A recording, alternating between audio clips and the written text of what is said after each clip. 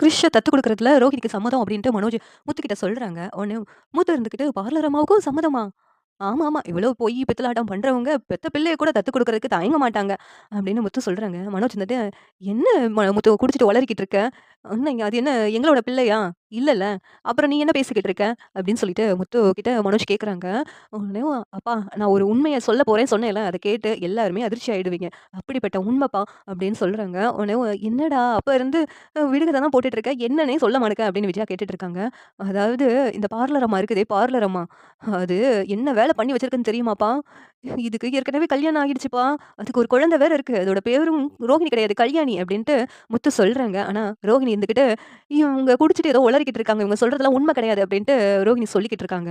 அப்பன்னா நான் சொல்றதெல்லாம் உண்மை இல்லன்னா, அப்ப கிரிஷ் இங்க வா அப்படின்னு சொல்லி கூப்பிடுறாங்க. கிரிஷ் வந்தோனயும், கிரிஷோட தலையில அடிச்சு சத்தியம் பண்ணு. கிரிஷ் உன்னுடைய குழந்தையே இல்லன்னு சொல்லிட்டு சத்தியம் பண்ணு அப்படின்னு சொல்லிட்டு முத்து கேட்கறாங்க.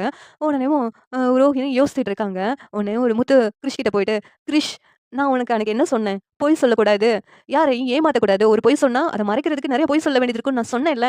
இப்ப சொல்லு கிரிஷ். உங்க அம்மா யாரு? உனக்கு தெரியும்ல. உண்மைய சொல்லு" அப்படின்னு சொல்லிட்டு கேட்கறாங்க. உடனே கிரிஷ் வந்து ரோஹிணிய கைய காட்டுறாங்க. அவங்க தான் எங்க அம்மா.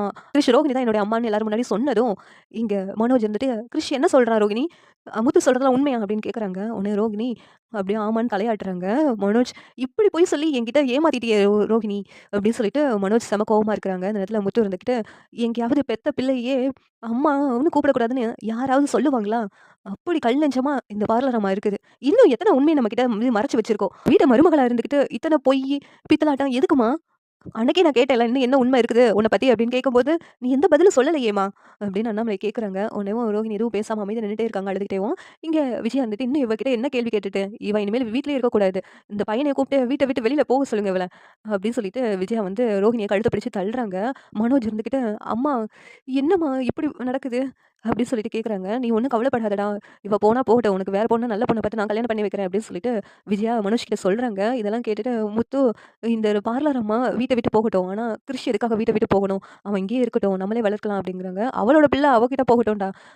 இனிமேல்னாச்சும் அவகிட்டயே இருக்கட்டும் அப்படின்னு சொல்லிட்டு முத்து கிட்ட விஜயா சொல்றாங்க. இந்த சீரியல் எப்படி நல்லா இருக்கும்னு நீங்க நினைக்கிறீங்கன்னு கமெண்ட் பண்ணுங்க. இந்த வீடியோ பிடிச்சிருந்தா லைக் பண்ணுங்க, ஷேர் பண்ணுங்க, சப்ஸ்கிரைப் பண்ணுங்க. Thank you.